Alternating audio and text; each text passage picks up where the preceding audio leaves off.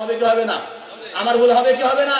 অবশ্যই আমারও ভুল হবে। আরে যার ভুল হয় না ও তো মানুষের বাচ্চাই না, ও শয়তানের বাচ্চা। আরে মানুষের বাচ্চা মানে নবী বলছে ভুল হবে। আরে আমার ভুল হবে। আমার ভুল যদি হয়, এই জন্য আমি আলোচনার শেষে 30 মিনিট প্রশ্ন উত্তর রেখে দিই। কারণ আমি এখানে 1 ঘন্টা ব্যাপী কথা বলবো, কত কোরআনের আয়াত বলছি, কত হাদিস বলছি। তাই আমার দ্বারা ভুল হতে পারে কি পারে না?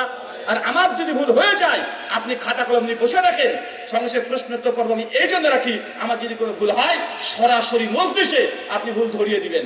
অনেকে বলে হুজুরদের ভুল ধরাবো। আরে ভাই, হুজুরদেরই ভুল ধরাতে হবে। কারণ হুজুররা যদি একবার ভুল করে, লাখ লাখ মানুষ ভুল জায়গাতে আমল করবে, করবে কি করবে না? অনেকে প্রেস্টিজ মনে করে। আরে হুজুরদের ভুল কেন ধরা হচ্ছে কেন? চাচা, আপনি মসজিদে ইমামতি করছেন, নামাজ পড়তে পড়তে ভুল হয়ে গেছে, এলাকাতে 100 মুসল্লি আপনার পেছনে নামাজ পড়ছে, নামাজে ভুল হয়েছে, এখন লুকমা কি বাড়িতে দেবে? কোথায় দেবে? এখন না হুজুরের তো অপমান হয়ে গেল। আচ্ছা, আপনি কাবা শরীফে নামাজ পড়ছেন, শেখ সুদাইস খিরাত করতে করতে ভুল করে দিয়েছে। আপনি বাংলাদেশের এই গ্রামের একজন মানুষ, গোপালগঞ্জের সাধারণ একজন রিক্সা চালক, কিন্তু আপনার সুরাটা মুখস্থ আছে বা, আর আপনি যদি মনে করেন শেখ সুদাইস ভুল করেছে, এখন আপনি কি তার ভুল ধরতে পারবেন কি পারবেন না? আরে কাবাতে 25 লাখ মুসলমান আছে, ওর মধ্যেও সুদাইস যদি ভুল করে, ইসলামের মহানতা এটাই যে শেখ সুদাইসেরও ভুল ধরার জন্য বাংলাদেশের হাফেজে কোরআন ওরা যদি জানা থাকে, ও লুকমা দিতে পারে, পারে কি পারে না? তাই এটা আমাদের অনেকে প্রেস্টিজ মনে করে আমরা হুজুররা, যে আমাদের ভুল হলো অপমান বোধ মনে করছি। আরে না, মিশকাত 950 নম্বর হাদিস, নবী সাহাবীদেরকে নামাজ পড়াচ্ছে একদিন, যে আসরের নামাজ 3 রাকাত পড়িয়েছে। কত রাকাত? 3 রাকাত পড়ে বাইরে চলে এসেছে। সাহাবীরা তখন গুনাগুন করছে, ভয় কিছু বলছো না। আল্লাহ বলছে, কি আমার কি তোমরা একে অপরের সঙ্গে কথা বলো কেন? বলছেন নবী, নামাজ কি কমে গেল? বলছে না, নামাজ তো কমেনি। বলছে আপনি যে আসরের নামাজ 3 রাকাত পড়ালেন, বলছে 3 রাকাত পড়েছি।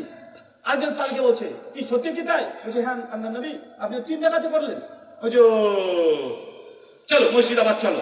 আবার মসজিদে গিয়ে আবার 1 রাকাত করে সহসিজদা দিয়ে বাকি 4 রাকাত করে দিচ্ছে। আরে নবী আলাইহিস সালাম মূলত এটা নবীর ভুল দ্বারা উম্মতকে শিক্ষা দিচ্ছেন আল্লাহ। যদি এই ভুলটা নবীর দ্বারা না হতো, কিভাবে সহসিজদা দিতে হতো শরীয়তে আসতো না। নবীর ভুল মানে এটা আমাদের জন্য কি? এটা আমাদের জন্য কি? এটা শিক্ষা। এটা আল্লাহ নিজে পরিকল্পিতভাবে এই ভুলটা করানোর মাধ্যমে উম্মতকে জানাচ্ছেন, দেখো কিভাবে সহসিজদা দিতে হতে পারে। কিন্তু আমাদের যদি কোনো পীর সাহেবের যদি ভুল ধরেন, চোখ লাল হয়ে যায়। আরে বাপ রে বাপ, পীর সাহেব ভুল ধরেছে মানে মুড়ি দিয়ে কেটে গেছে, এরকম ভাব আছে না? কথা বলেন। শোনেন চাচা, মুসলিম উম্মার মতভেদের কারণ কেন আমরা দলে দলে ভাগ হয়ে যাই, আগে আপনি এতটুকু জেনে রাখেন, হুজুরদের দ্বন্দ্বের মধ্যে গিয়ে লাভ নাই। যেখানে গোনার উপায় নেই আমরা ওটাকে বেছে নেবো। নেবো তো ইনশাআল্লাহ? আমি গত বছর ফরিদপুরে গিয়েছিলাম প্রোগ্রাম করতে। তো আমার বিরুদ্ধে অনেক উল্টাপাল্টা থানাতে জমা দিয়েছে মানুষ, যে হুজুর ভারতের, এর বক্তব্য শোনা যাবে না, এরা ইহুদির দালাল, এরা খ্রিস্টানের দালাল, এরা এই সেই, এরা খারেজি রাফেজি গডজিলা কি জিলা, তো বলে থানা পুলিশকে গরম করে রেখে দিয়েছে। তো আমি গিয়েছি, আমাকে তখন বলছি আপনাকে বক্তব্য দেওয়া যাবে না।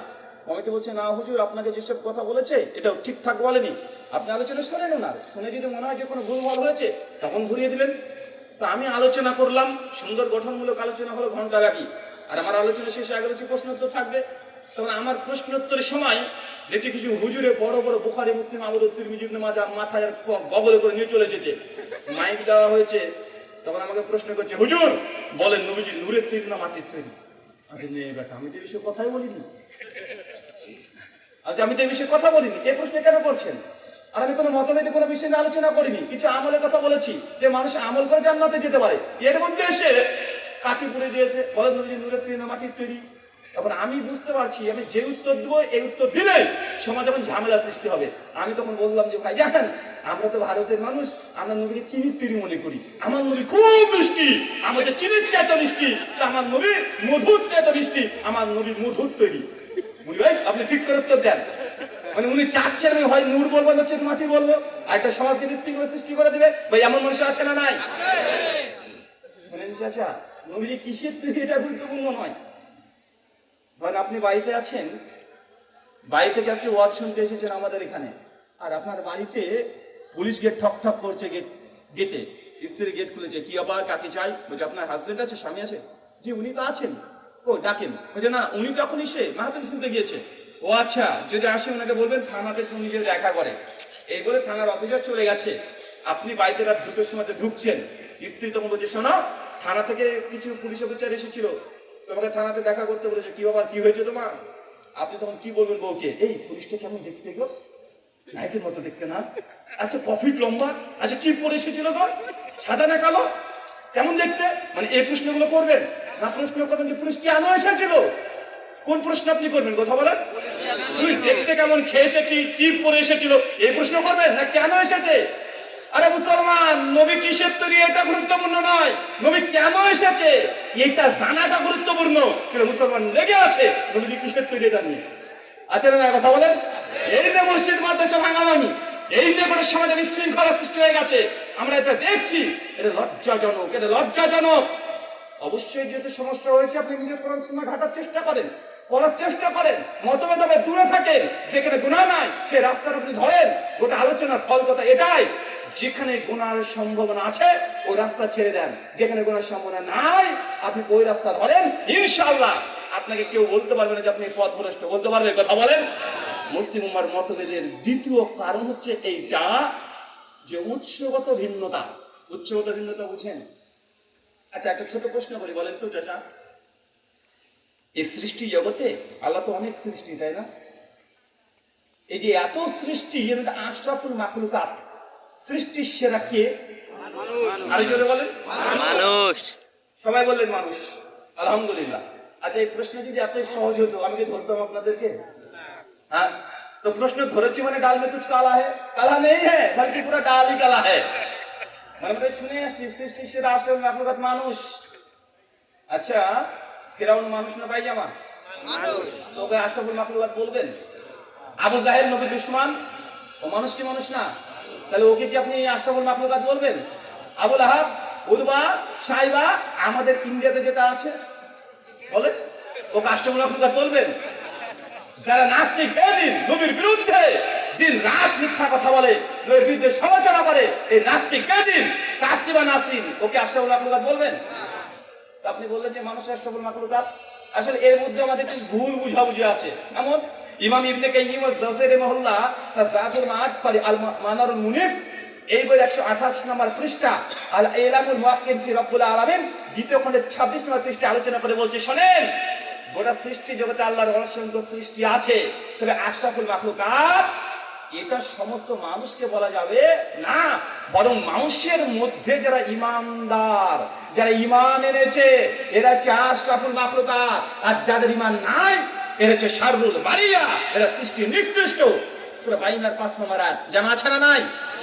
আরে যারা বেঈমান, যারা কাফের, যারা নবীর দুশমন, সাহাবীর দুশমন, যারা আল্লাহর বিরুদ্ধে মিথ্যা কথা বলে, এদেরকে আশরাফুল মাখলুকাত বলা যায় না। আল্লাহ নিজেই বলেছে এরা শাররুল বারিয়া, এরা সৃষ্টির মধ্যে নিকৃষ্ট। আর যারা ঈমানদার তারা হচ্ছে আশরাফুল মাখলুকাত। কিন্তু আমরা একটা ভুল জানতাম কি জানতাম না বলেন? এখন আমি যদি বলি যে এই যে এটা বললাম, তখন বলবে হুজুর মনে আমার মতভেদী কথা বলছে। আচ্ছা মতভেদী না, মানে আমরা অর্ধেক শুনি অর্ধেক শুনি না। আমাদের সমস্যা এটাই, আমরা সমাজে অনেক কিছু আছে ভুল জানি। দেখবেন আপনাকে দেখাই চাচা, আচ্ছা আপনাদের এলাকাতে মাঠ আছে, মাঠ ঘাট দেখবেন, মাঠে যখন গরু চড়ে, একটা গরু যখন চড়ছে একটা সাপ এসে গরু দুধ খেয়ে পালিয়ে যায়, সাপটার নাম কি? হ্যাঁ, দুধরাজ। ওই উত্তরবঙ্গে কুষ্টিয়া, ঝিনাইদহ, রাজশাহী, নাটোর, কুড়িগ্রাম ওই অঞ্চলে বলা হয় দারহাস সাপ। আপনার বলছেন দুধরাজ, যাই হোক জেলাও সেই কদু, সমস্যা নাই। তো ওই সাপটা এসে দুধ খেয়ে পালিয়ে যায় না চাচা? পালাই তো। কিন্তু চাচা আপনার নাতি নাতনি যারা আছে মাধ্যমিকও দেয়নি, ম্যাট্রিক দেয়নি এখনো, তাকে জিজ্ঞাসা করে ভালো করে জীবন বিজ্ঞান বই কি পড়েছে, চাচা সাপ দুধ খেতেই পারে না, সাপ দুধ খায় না। ওকে জোর করে যদি খাওয়ান সাপ বেঁচে থাকতে পারবে না। কেন? কারণ দুধ খাওয়ার পরে হজম করতে হবে তো নাকি? এই হজম করার জন্য যে এনজাইম দরকার, যে পরিপাক তন্ত্রে যে এনজাইম দরকার, এই এনজাইম সাপের শরীরে নাই। তাই সাপকে জোর করে দুধ খাওয়ালে ও বেটার বেঁচে থাকবে না। এই সমাজ বলছে সাপে দুধ খায়, আছে না নাই কথা বলেন? আপনারা জানতেন কি জানতেন না? আর আপনারা জানতেন এর বিশ্বাসও করতেন। আর এখন তো সেই যুগ নেই চাচা যে এখন হুজুর যা ইচ্ছা তাই গল্প করে দিয়ে চলে যাবে। এখন যদি চেক করতে চান আমার প্রত্যেকটা কথা, এখনই মোবাইলটা হাতে নিবে যুবক তরুণরা, নিয়ে গুগল মামু আছে না নাই? এই গুগল মামু আছে অনেক বড় আল্লাহরা, ওকে প্রশ্ন করবে এই বলতে সাপ দুধ খায় কি খায় না, ভাই গুগল বলতে পারবে কি পারবে না? আরে গুগলটা এখন ওল্ড ভার্সন হয়ে গেছে, মানে বৃদ্ধ হয়ে গেছে। এখন new technology AI chat GPT আছে না নাই?